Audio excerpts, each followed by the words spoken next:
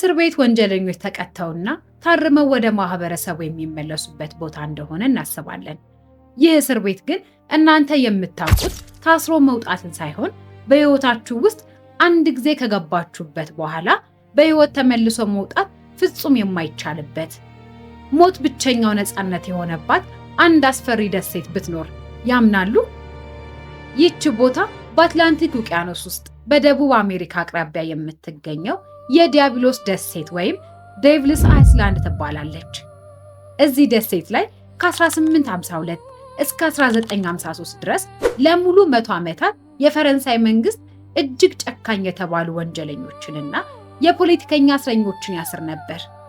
ወደዚህ ደሴት የተላኩ 80,000 እስረኞች መሃል 70,000 የሚሆኑት በህይወት ሳይመለሱ እዚያው ሞተዋል። ለመሆኑ በዚህ ደሴት ላይ ምን አይነት ስውር ስቃይ ይፈጸም ነበር? እስረኞቹስ ከደሴቱ በዋና ለማምለጥ ሲሞክሩ ምን ይገጥማቸው ነበር? በዛሬ በሎራ ቲዩብ ላይ ፍጹም ተሰምቶ የማይታወቀውን የዲያብሎስ ደሴት ወይም የዲያብሎስ እስር ቤት ታሪክ እንመለከታለን። ይህች ደሴት የምትገኘው በደቡብ አሜሪካ አህጉር ውስጥ በፈረንሳይ ይዞታ ስር የምትገኘው የፈረንሳይ ጊያና ከተባለችው ግዛት ዳርቻ ላይ ነው። የሰላም ደሴቶች ተብለው ከሚጠሩት 3 ትናንሽ የደሴት ስብስቦች መሃል አንዷና እጅግ አስፈሪዋ ደሴት ናት። የፈረንሳይ መንግስትም ይህችን ደሴት ለእስር ቤትነት የመረጠው በምክንያት ነበር። ደሴቷ ከምናውቀው ምድር ፍጹም የተገለለና በተፈጥሮ አጥር የተከበበ ነው። በመጀመሪያ ደረጃ በደሴቱ ዙሪያ ላይ ያለው የባህር ማዕበል እጅግ ኃይለኛ በመሆኑ በታንኳ ወይም በዋና ማምለጥ ፍጹም አይቻልም። በሁለተኝነት ደረጃ ደግሞ በደሴቱ ዙሪያ ላይ ያለው የባህር ውሃ በሰው በላ ሻርክ ዓሳዎች የተሞላ ነበር። የደሴቱ ጠባቂዎች አንድ እስረኛ ሲሞት አስክሬኑን መቅበር ሳይሆን እንደውም በተቃራኒው ባህር ውስጥ ለሻርኮች ይጥሉት ነበር። ይህም ሻርኮች ሁልጊዜ በደሴቱ ዙሪያ እንዲዞሩና እስረኞቹን እንዲጠብቁ የተደረገ አስፈሪ ስልት ነበር። በዚህም ምክንያት እስረኞቹ ከጠባቂዎች ይልቅ የባህሩን ሻርኮች ይፈሩ ነበር። በዚህ እስር ቤት ውስጥ ቢታሰሩ የሚወጡበትን ቀን ሳይሆን የሚቆጥሩት መቼ ነው የምሞተው ብለው ነው። ነፃነት የሚባል ነገር ፈጽሞ አይታሰብም። እንዲያውም በዚህ በዲያብሎስ ደሴት ላይ እስረኞቹ የሚቀጡበት መንገድ እጅግ ዘግናኝ ነበር። እኛ የምናውቀው ቅጣት ሳይሆን መናገር እንደመብት በሚቆጠርበት በዚህ ዓለም እዚህ እስር ቤት ግን ከቅጣቶች ሁሉ አስፈሪው የብቸኝነትና የዝምታ ክፍል የሚባለው ነበር። እስረኛ 2 ሜትር በማይሞላ ጠባብ የድንጋይ ክፍል ውስጥ ብቻውን ይዘጋበታል። ክፍሉ ውስጥ ሰው እንኳን ቢኖር የሚያስፈራ ጨለማ ነው። መብራት የለም። ይባስ ብሎ ደግሞ እስረኛው ለአንድ ቀን ሳይሆን ለብዙ ዓመታት የሚቆይበት በዚህ ክፍል ውስጥ አንድ ቃል መናገር በጥብቅ የተከለከለ ነው። ከጠባቂዎች ጋር እንኳን ማውራት አይቻልም። በቀን አንድ ጊዜ የሚሰጠውን ደረቅ ዳቦና ውሃ ተቀብሎ በዝምታ መኖር አለበት። ይህ ፍጹም ጨለማና ዝምታ እስረኞቹን በአጭር ወራት ውስጥ አእምሯቸውን ስተው እንዲያብዱ ወይም ራሳቸውን እንዲያጠፉ ያደርጋቸው ነበር። ከባዱና አስቸጋሪው ደግሞ እስረኞቹ በየቀኑ ጠዋት 5 ሰዓት ላይ ተነስተው ጥቅጥቅ ያለውን ጫካ እንዲገቡ ይገደዱ ነበር። ስራቸው ከባድ ዛፎችን መቁረጥና መንገዶችን መስራት ነበር። ቦታው ከፍተኛ ሙቀትና እርጥበት የበዛበት በመሆኑ ጫካው ውስጥ ያሉ ቢጫ አበባ የሚያስተላልፉ ትንኞች እስረኞቹን በከፍተኛ ሁኔታ ይጨርሷቸው ነበር። በወባ ምክንያትም ሕክምና ስለማያገኙ በዛው ይሞቱ የነበረ ሲሆን እስረኞቹ በቀን ውስጥ የሰሩትን ስራ ደግሞ ጠባቂዎች ካልወደዱት በሰንሰለት አስረው ሌሊቱን በሙሉ በውጭ በብርድና በዝናብ ውስጥ እንዲተኙ ያደርጓቸው ነበር። በየቀኑ በአማካኝም እስከ 100 የሚደርሱ እስረኞች በበሽታ በረሃብና በግርፋት ምክንያት ሕይወታቸው ያልፍ ነበር። ደሴቱ በዛን ዘመን የእስረኞቹ መቃብር ሆኖ ነበር።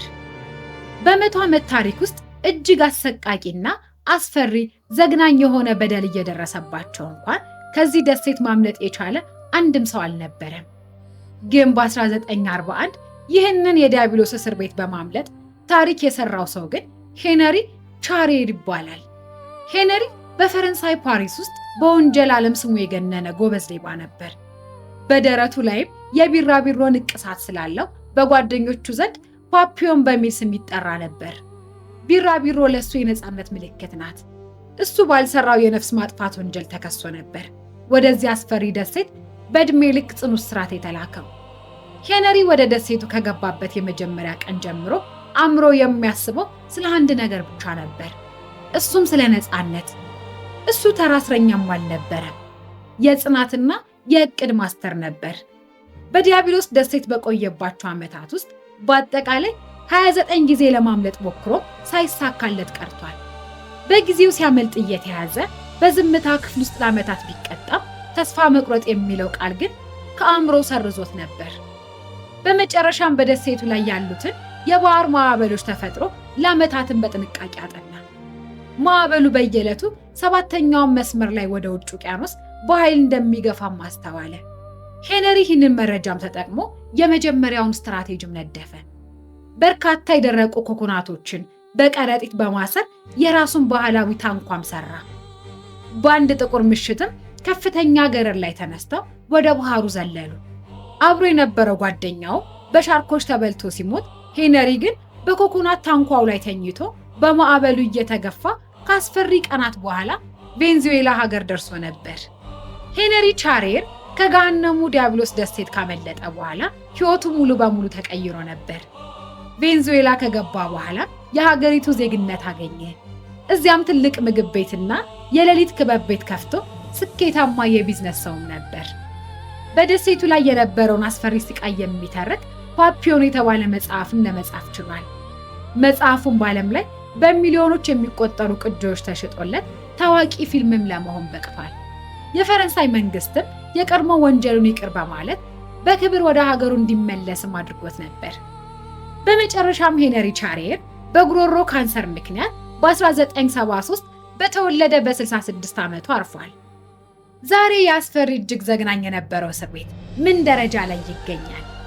በሄነሪ መጽሐፍ ምክንያት በ1953 እስር ቤቱ በይፋ ከተዘጋ በኋላ በአሁኑ ሰዓት ደሴቱ በየዓመቱ በሺዎች የሚቆጠሩ ሰዎች የሚጎበኟት ታዋቂ የቱሪስት መስህብ ሆናለች። ይበልጥ የሚያስገርመው ግን ደሴቱ አቅራቢያ የሚገኘው ዋናው ምድር አሁን በአውሮፓ የጠፈር ምርምር ድርጅት ስር የሚተዳደረው የሮኬት መተኮሻ ጣቢያ ሆኗል። የቀድሞ የሰዎች ገሃነም የነበረው ቦታ ዛሬ ውብ የተፈጥሮ ጥበቃ ደሴትና የሳይንስ መገኛ ለመሆን በቅቷል። የዛሬው ቪዲዮአችን ይሄንን ይመስላል። ቪዲዮውን እስከ መጨረሻው ድረስ ስለተከታተላችሁ እናመሰግናለን። ሁሌም እንደምለው ቪዲዮአችንን ከወደዳችሁት ላይክ፣ ሼር፣ ሰብስክራይብ በማድረግ ፍቅራችሁን ግለጹልን። ቀጣይ እንድንሰራላችሁ የምትፈልጉት ሀገር ወይም ታሪክ ካለም ኮሜንት ሴክሽን ላይ አሳውቁን። እስከዛው ድረስ ሰላም።